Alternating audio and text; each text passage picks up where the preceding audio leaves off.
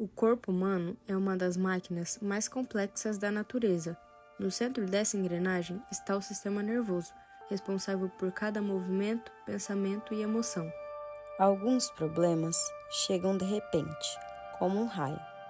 Outros, jamais silenciosos, se instalam aos poucos, roubando a vida por dentro. Este é um documentário sobre as duas mais devastadoras condições neurológicas, o AVC e a ELA.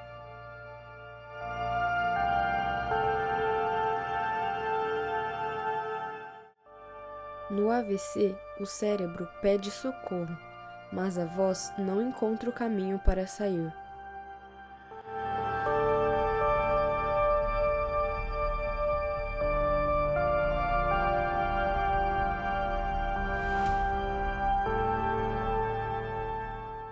Então, o AVC, ele é um problema que afeta de forma aguda, ou seja, então de forma súbita vai ocorrer uma invasão no cérebro que vai fazer com que ou ele sofra uma compressão e impeça seu funcionamento adequado, ou que ele sofra uma má nutrição. Então, o AVC ele pode ocorrer de duas formas. Ele pode ser um AVC, o mais comum é o AVC que a gente chama de isquêmico, e esse AVC é justamente uma obstrução que ocorre no vaso sanguíneo lá no cérebro. Então, se a gente tem uma obstrução nesse vaso sanguíneo, vai impedir com que o sangue continue passando por lá, e aí naquela região que teve a obstrução, o sangue não vai chegar. Se o sangue não chega, aquela parte não é nutrida. E sem nutrição, essa parte cerebral, ela morre. Então, se ela morre, a parte com que ela é responsável pelos comandos que ela vai emitir. Então, cada parte do nosso cérebro tem uma função. Uma parte é responsável por fazer com que a gente faça movimentos, outras com que a gente sinta, outras com que a gente sinta cheiro, gosto e assim por diante. Então, dependendo da parte que afeta, se ela morreu aquela parte, a gente vai ter essa função dela que não vai acontecer mais. Então, o que acontece no AVC? A pessoa ela perde a movimentação, ela não consegue mais mexer o braço. Então, vai depender muito da área que atingiu, né? Então, como eu disse, o mais comum é por obstrução de um vaso sanguíneo e aí não vai ter nutrição, essa parte do cérebro vai morrer e, por consequência, não vai ter aquela função que ela deveria estar cumprindo. Ou pode ser por um sangramento, e esse sangramento vai comprimir aquela região, e comprimindo ele vai danificar ela. Danificando, ela não vai conseguir exercer a função habitual, né? Então, por isso que é grave, porque é como se matasse um pedaço do cérebro, e muitos desses danos que causam é irreversível, a grande maioria, na verdade. E até depois a gente vai falar um pouquinho sobre reabilitação, mas a grande maioria é irreversível e por isso que é tão grave, porque é como se matasse um pedaço do cérebro.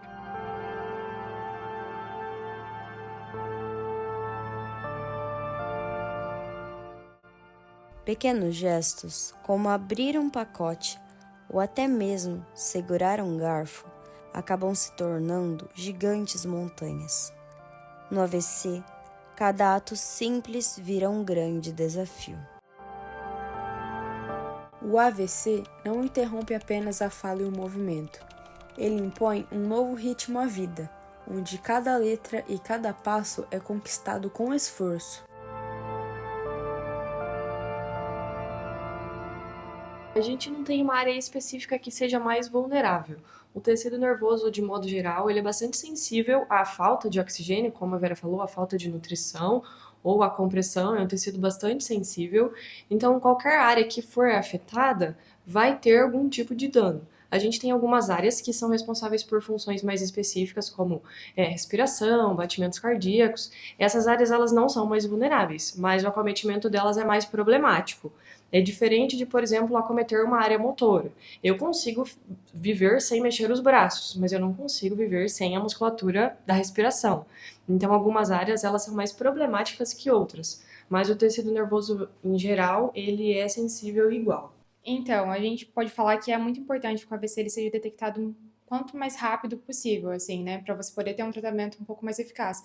Então, hoje em dia, tem alguns tratamentos que você pode realizar se até determinado tempo, depois de determinado tempo que já passou, você não consegue mais realizar. Então, a importância de você conseguir ter o diagnóstico clínico para você poder pedir um exame que comprove para você poder diferenciar se ele é hemorrágico ou é isquêmico para você poder dar o tratamento dele, é bem importante. Então, hoje em dia já tem algumas diferenças, você já pode pedir ATC para você poder diferenciar um do outro, já tem a ressonância para você poder também ver o tempo, se você pode realizar aquele procedimento ou não.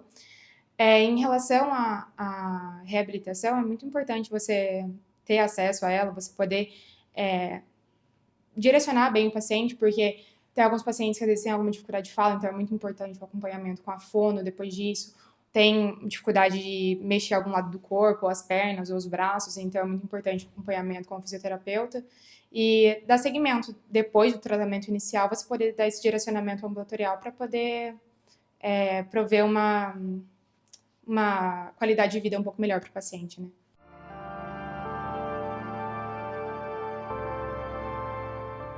Bom, eu sou a irmã do paciente e a ela mudou muito a nossa rotina, mas também uniu e unificou mais a nossa família.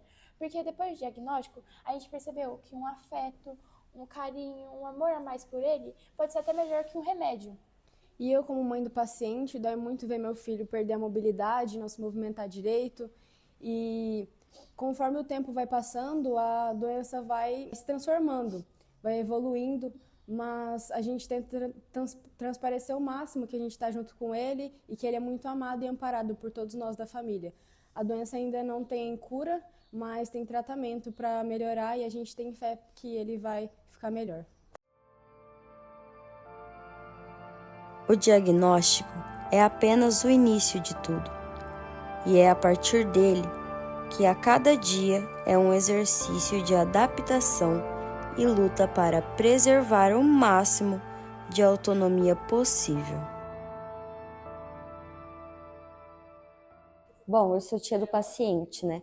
E mesmo morando longe, às vezes não conseguindo ver um pouco a família, eu venho aqui às vezes para poder dar um abraço, um carinho, um consolo para o meu sobrinho, porque eu vejo que esse afeto, esse amor de tia faz total diferença na vida dele. E estar perto da família traz um carinho e um conforto, né? Porque como a doença ela só tem tratamento, né? Não tem como a gente evitar. Então a gente faz ao máximo, né? Como família, para poder consolar ele e trazer esse amparo. Falando um pouco sobre a esclerose lateral amiotrófica. É uma doença neurodegenerativa que não tem cura e ela é progressivamente, ela vai evoluindo progressivamente. Então o paciente ele começa com sinais brandos e vão piorando, tá? É uma doença que não tem cura, mas tem tratamento, que vai retardar a progressão dessa doença. Então como que a doença se manifesta no seu início? Ela é uma doença neurodegenerativa dos neurônios motores, tá? A gente tem, falando de motricidade do nosso corpo, nós temos a parte que a gente controla e a que não controla. Então, por exemplo, o braço, a gente controla. Então, a gente fala que são musculaturas esqueléticas. Enquanto o intestino também tem músculo, mas a gente não controla. Então, são musculaturas lisas. Essa doença afeta a musculatura esquelética. Então, o paciente vai começar a ter degenerações desses neurônios e o paciente vai perdendo a motricidade muscular. Então, como se vocês tiverem mais curiosidade de assistir o filme do Stephen Hawking, vocês podem ver que ele começa a ter fraquezas na parte muscular das pernas, né? Então, nele se manifestou dessa maneira. Logo, vai progredindo a doença, a pessoa começa com fraqueza, mas pode ter também espasmos, que seriam contrações involuntárias do paciente. Ele vai perdendo destreza, então uma coisa que ele era habilidoso, por exemplo, jogar um videogame, ele para de ter a velocidade dos dedos. Então, a doença vai progredindo dessa maneira e, com isso, ele vai perdendo a habilidade e vai perdendo essa motricidade. Só que isso progride além de todas essas questões motores que a gente relaciona com o braço e a perna.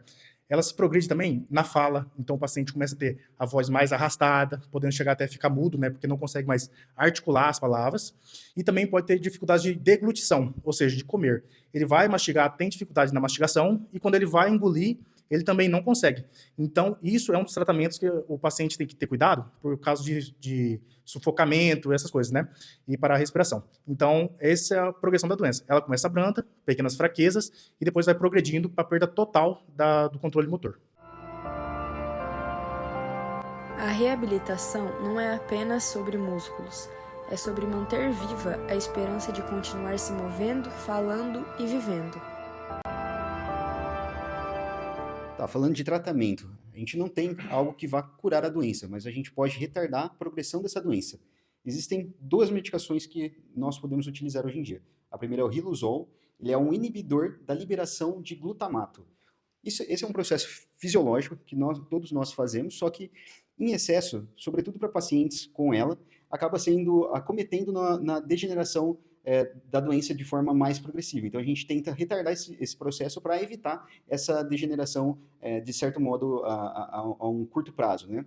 E, além disso, a gente pode usar também a endaravona, que é uma medicação antioxidante, que ela reduz o estresse oxidativo. O estresse oxidativo é um processo que também favorece a degeneração. Então, por conta disso, a gente usa essa medicação também para retardar a progressão da doença. E falando do suporte, apesar de não existir drogas modificadoras de doença, as medicações elas dão tempo para a gente se adaptar e ajudar o paciente, de forma que ele vai necessitar de fisioterapia motora, vai precisar de nutricionista, porque com o tempo ele não vai conseguir deglutir. Então, as medicações elas atrasam o desenvolvimento da doença, dando tempo para que os familiares possam ajudar ou para que o paciente busque ajuda para ele poder realizar as atividades diárias, deglutição. Em estágios finais, pode precisar de fisioterapia motora, junto com fisioterapia respiratória e suporte ventilatório. Nem o AVC, nem a ela, pode nos tirar a força de quem ama e de quem é amado. Porque no fim, é um abraço da família, é um carinho dos amigos que nos mantém de pé.